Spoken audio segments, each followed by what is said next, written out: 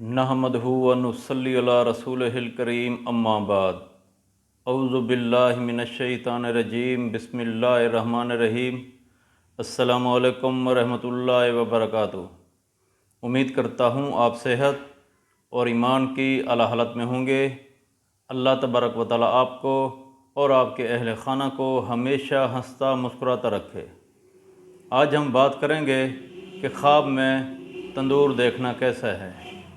अल्लामा इब्न serine रहमतुल्लाह अलैह ने ख्वाब में तंदूर देखने की कुछ मुख्तलिफ़ सूरतें बयान की हैं। हर सूरत की अलग अलग ताबीर बयान की है। मसलन ख्वाब में तंदूर में आग जलाना, ख्वाब में तंदूर पर रोटी पकाना, ख्वाब में तंदूर की पकी हुई रोटी खाना या ख्वाब में तंदूर में सांप देखना। अगर आप इन सूरतों की ताबीर जानना चाहते हैं या इनसे मिलती जुलती किसी और सूरत की ताबीर जानना चाहते हैं तो इस वीडियो को आखिर तक ज़रूर देखें।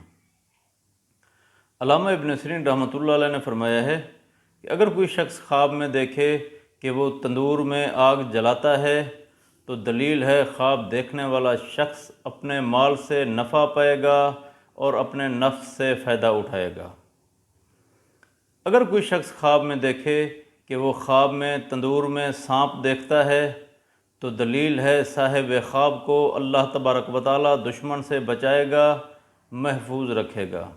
अगर कोई शख्स ख्वाब में देखे कि वो ख्वाब में तंदूर में रोटी लगाता है तो दलील है ख्वाब देखने वाला शख्स हलाल और पाकीज़ा रिज़्क़ पाएगा, बेअंदाज़ा नेमतें हासिल होंगी।